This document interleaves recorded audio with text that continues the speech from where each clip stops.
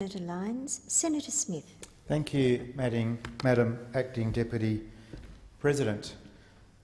I rise this evening to speak about the 7th of September 2013. The date, of course, marks the election of the Abbott coalition government. But for me, it gave cause for a double celebration. Had the now former Labor government had its wish, this election date would also have seen Australians voting to recognise local government in the Australian Constitution, a long-held Labor Party dream which they felt was at long last within their reach. Fortunately, and this was easily former Prime Minister Rudd's best decision, Labor's decision to hold the election on the 7th of September meant the referendum could not proceed. This was something I reflected on recently when I had the privilege of addressing the Samuel Griffith Society's annual conference in Sydney. The Society is, of course, named of Sir Samuel Griffith, a former Premier of Queensland, but best known as one of the principal authors of our Constitution and as the first Chief Justice of Australia's High Court. In all of these positions, Sir Samuel was a committed federalist and a bulwark against attempts by the Commonwealth to centralise power. Sir Samuel, I suspect, would have very quickly seen right through the rhetoric used by the supporters of the now abandoned local government referendum. He would have clearly understood the dangers lurking behind the words used by those who tried to convince Australians to change their cherished constitution. After all, we were told this was merely a minor change designed to ensure our constitution reflected modern political realities. It wouldn't threaten the power of the states, we were told. We were reassured that it wouldn't result in any additional power for the federal government. We were assured also that it wouldn't increase the power of local governments or threaten the system of checks and balances our founding fathers so carefully, consciously, deliberately established when they framed our constitution. Proponents of the change told us, constantly reassured us, that none of these things were an issue, which only left one question. Why did we need to make this change at all? Looking back, I think it was the question that Labor, the Australian Local Government Association and various other supporters were hoping wouldn't be asked. Because it was at that point when this question was posed that the wheels came off the referendum bandwagon. They simply didn't have an answer. Supporters of constitutional recognition made many errors in my view, which I'll come to shortly. But their most fundamental error, one to which political elites are all too often susceptible, was to underestimate the basic common sense of the Australian people. If Australians are going to be asked to change their cherished constitution, a constitution that has underpinned the political stability of their nation for 112 years, then you have to offer them a compelling reason to do so. It seemed to me that the best proponents of the referendum could muster was that somewhat nebulous claim that to vote no was a vote against local communities. If that is the best you can manage, then frankly you're going to have a tough time persuading a majority of Australians in a majority of states that this is a change they need to embrace. I still find it quite extraordinary, given the length of time that discussions about constitutional recognition of local government have been running, that the former Labor government and the body which badges itself as the premier local government body, the Australian Local Government Association, could not agree on why this change was needed. The case that ALGA had pushed all along was that constitutional recognition of local government was needed because the Williams and the Pape decisions in the High Court posed a direct threat to council funding from the Commonwealth. ALGA unambiguously said that the only way around this is to formally recognise local government in our national constitution. So I was rather surprised when, in the course of questioning during Senate estimates in May this year, the then Minister at the table, Labor Senator Lundy, responding to questions from an esteemed Senate colleague, said that the Williams decision was not one of our justifications at all in pursuing constitutional change. Senator Lundy's view was indeed borne out by the wording of the government's bill and the accompanying explanatory memorandum, neither of which mentioned the High Court or the Williams or the Pape decisions. So we had a situation where the two strongest proponents of constitutional recognition, the Labor government and the Australian Local Government Association, fundamentally disagreed on why this change was needed.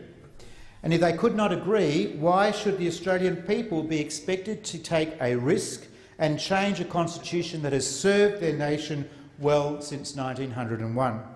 If supporters of the referendum had damaged their cause from the start by failing to adequately establish the case for change, then the terminal blow was delivered by what they chose to do next. The Labor government's decision to weight the level of public funding that would be provided to the yes and no campaigns based on the numbers voting for and against the referendum in the House of Representatives was a watershed moment, a death knell for the referendum. People, most particularly journalists, who until that point had been unengaged or uninterested in the constitutional principles at stake, quickly got the sense that the fix was in. The model the Labor government used was wholly contrived and without precedent. Public funding for yes and no campaigns at a referendum is actually a relatively recent phenomenon, having occurred for the first time in the 1999 Republic referendum. On that occasion, Prime Minister John Howard awarded public funding to the yes and no cases on a 50-50 equal basis. This was despite his well-known and well-founded personal preference for retaining Australia's existing constitutional arrangements. To most Australians, this seems obvious. If a government is going to fund one side of an argument, then in the interests of democratic fairness, it must fund the other side to the same extent. We all know that the notion of a fair go is amongst the most cherished of Australian ideals. While the constitutional issues at stake, in terms of recognising local government, were not well understood by many, if not most voters, it was very easy for them to understand that a Labor government that already had a reputation for dishonesty was trying to pull a fast one. The no case had many strengths, and I'll come to some others in a moment, but I believe no single argument was more important in effectively defeating the referendum than the appalling manner in which the Labor government and groups such as the Australian Local Government Association handled the question of public funding. I'm especially pleased by one notable fact from these events. The official No campaign did not spend 1 cent of taxpayers' money during this whole process. This is in stark contrast to those on the other side of the debate, for instance the Australian Local Government Association, which is now seeking to be reimbursed for its expenses. I find it truly extraordinary that any organisation would spend money on a referendum campaign prior to the issue of any writ for a referendum, and then expect taxpayers to pick up the tab for their own imprudent decisions. Yet this was the position of the Australian Local Government Association. I look forward to continuing discussions over this piece of unfinished business from the abandoned referendum. Even if you don't understand the constitutional issues, common sense tells you that constitutional recognition is as simple, is as positive as its proponents were making out. There would be no need to stake the deck in favour, so heavily in favour, of one side of the argument. It was this dodgy funding deal that caused many Australians to take a second look at what, until that point, was being presented as a simple fait accompli. Of course, it was not only the growing political debate which favoured the no case. As Australians came to understand, there were very sound constitutional and logistical grounds for opposing what Labor had put forward. Despite the spin, this proposed change to our constitution was not about services, nor was it about lower rates for ratepayers or the better running of councils and the services they deliver. To claim, as some did, that Canberra wouldn't have any more power because funds are requested by local communities overlooks the salient fact that the wording of the proposed constitutional amendment explicitly stated that the Commonwealth grants would be made on such terms and conditions as the Parliament thinks fit. In other words, it would have equipped the federal government with the constitutional power to attach any strings it wished to funding provided to local councils. Despite the efforts of the referendum supporters to present constitutional recognition as something that had near unanimous support of local councils around the nation, there were a significant number of local councils across our country who spoke out against the change. None of these councils did so because they wished to deny their communities improved services. They did so because they rightly feared a loss of autonomy for local communities. They feared, with justification, I believe, that the imposition of a typical Canberra one-size-fits-all approach to local government services would be to their detriment. They did so because they wished to remain what local councils should be, representatives and advocates for their local communities, not merely local branch officers of the federal government forced to submit to Canberra's whims simply to remain viable. There was another important factor in the success of the No case in building its public support, one that was not dissimilar to what we saw during the 1999 Republic referendum. Constitutional recognition of local government is largely an obsession of political elites. It was very difficult to identify public supporters of this proposal who were not either members of parliament, mayors, councillors, employees of local governments or the various local governments associations that represent local councils. In other words, the chorus of enthusiasts for this proposal started and ended with the political elite, most particularly those who had a vested interest in further centralising power in Canberra. Many of these elites tend to view our constitution through the prism of symbolism, recognising things and obsessing over having an Australian head of state. Yet none of these things will make a jot of difference to the day-to-day lives of Australians. The Constitution is and should remain simply a rule book that sets out how our country is governed.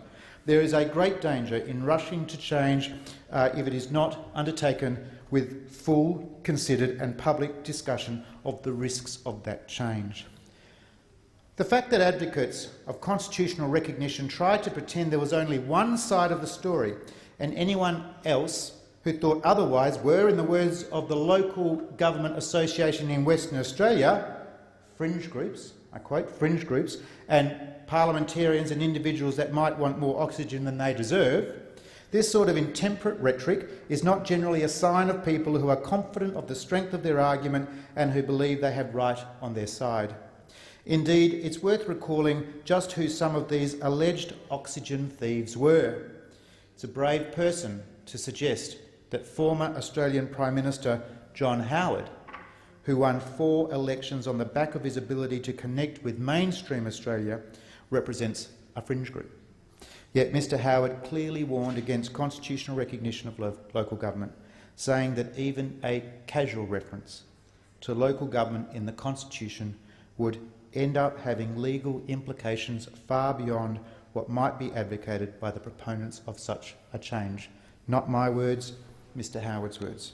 Ian Callanan, a name well known to many senators as a former High Court judge, gave clear warning that what Labor had proposed would give rise to, and I quote, endless litigation between the states, the Commonwealth and the new empowered local authorities as to who is entitled to do what and, equally importantly, where.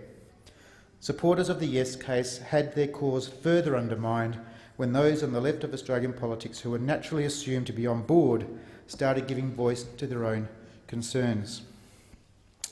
A case in point, the Tasmanian local government was unenthusiastic about the idea, with the Deputy Premier Brian Greene saying he and his colleagues had, and I quote, made it pretty clear that we have some reservations about this matter passing. It brought great comfort to see over the course of the debate the former Labor government clearly spooked by the rising tide of opposition, which was quickly exposing the hollowness of its case. I'm very pleased that the Deputy Prime Minister, as the Minister responsible for local government, has now confirmed that the new Abbott coalition government will not be proceeding at any point in the future with Labor's referendum. I believe there are a number of lessons that constitutional conservatives can take from the experience of this referendum debate and the effective defeat of this proposal. I think the biggest and most lasting of these is a simple one. Bipartisanship is a vastly overrated political commodity. Bipartisanship acts to quickly extinguish counter-views, isolates dissenters, and most dangerously deters proper analysis and inquiry. Naturally, I'm all for working constructively with those from other parties and those with other views. Partisanship purely for the sake of partisanship is rarely productive and can often inflict long-term damage. But there has been, unfortunately, a trend in our country over recent times to view bipartisanship as an inherently good end in and of itself, and that simply is not true, is not demonstrated by the facts. The period of the first Rudd Labor government was particularly notable in this regard. The former Prime Minister would proclaim a great crisis was imminent and demand bipartisan support for whatever it was that he proposed. We recall, of course, that until the end of 2009, for example, there was bipartisan consensus that Australians should be taxed on their carbon emissions, rather than dealing with the issue in any other way. However, just because a bipartisan consensus exists in this place does not mean that there is a consensus in the wider community. This was something our now Prime Minister Tony Abbott clearly recognised when he changed the Liberal Party's approach. It is something he also recognised before the referendum was dumped by Labor, when he clearly picked up on community concerns over constitutional recognition of local government and said to Australians, if you don't understand it, don't vote for it. Bipartisanship might be nice to have, but it should never come at the expense of sound policy or the stability of Australia's constitutional arrangements. It would have been very easy for those of us in the Parliament who voted no to the referendum to instead shrug our shoulders and say the party has decided to support this in a bipartisan way and let the matter rest. But that would have been absolutely the wrong approach. Had those of us opposed to constitutional recognition not spoken out and voted accordingly in the Parliament, then there would have been no official no case put to the people if the referendum had proceeded. In all likelihood, this would have ensured the referendum's success, if only by default. The other lesson I took from what occurred with the local government recognition was how important it is to challenge assertions that are being dressed up as fact. All too often, those who cluster around the umbrella of progressives construct their arguments around sound bites, not logic. Those of us who see ourselves as constitutional conservatives can never be afraid to highlight this fact. In a legal case, the burden rests with the prosecution. Those who are proposing any constitutional change must be forced to comprehensively demonstrate the need for it and not be allowed to slide through with glib lines and glossy brochures. As I say, those of us in the Parliament who voted against this referendum were a small group. It's never easy to walk across the chamber and vote differently to one's colleagues, but the rewards that followed, with the effective defeat of Labor's proposal, were well worth the short-term discomfort. I suspect there will be other constitutional debates in the next several years that will again prove challenging for those of us committed to maintaining the stability of our nation's constitutional arrangements. It may be that some of us again find ourselves called upon by our conscience and second by those we represent to stand apart from the fashion or the consensus and pose difficult questions. However, despite the headlines about disunity or splits, I don't think genuine disagreement automatically spells disaster. Nor do I subscribe to the view that debate has to be damaging or divisive. One of the things I'm most proud of in relation to the debate about local government recognition is that those advocating the no case were entirely respectful of our opponent's point of view. But the conclusion from our experience is that we should never be afraid to challenge assertions that are presented as fact and should never neglect core principles for the sake of a nice headline about bipartisanship. As I have said to other audiences since becoming a senator, while it may well be true that you can't govern if you don't win, perhaps the more interesting question is why do you want to win if you won't then use the opportunity of governing to pursue your core beliefs and principles? I don't yet have an answer. But finally, Madam Acting Deputy President, can I just acknowledge some very, very noble Australian citizens who didn't run away from their constitutional convictions, who formed the membership of the Citizens' No Case: the Honourable Nick Minchin, Mr Tim Wilson, Mr Ben Davies, Professor David Flint, Mr Reen Heading, Mr Julian Leeser, Professor Greg Craven. Our Constitution is forever in safe hands as long as that collection of fine Australian citizens remain committed to their principles. Thank you. Thank you. Thank you, Senator.